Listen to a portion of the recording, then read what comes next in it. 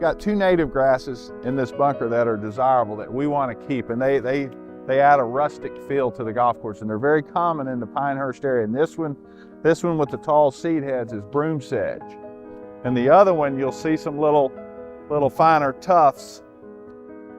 And this is what we call wiregrass, and it's really common around the Pinehurst area.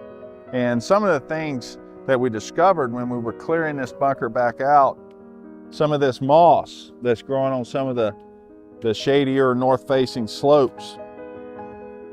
When people photograph a golf course, the bunkers are what contrast and really bring it to life. So we're shaping everything together so the green and the bunkers and everything around is sort of one puzzle piece.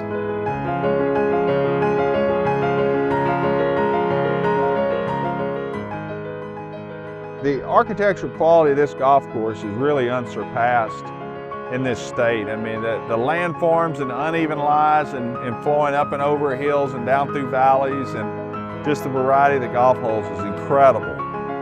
And I'm fortunate, I've worked with about 10 Ellis Maples golf courses, and I'm convinced this is one of his very best.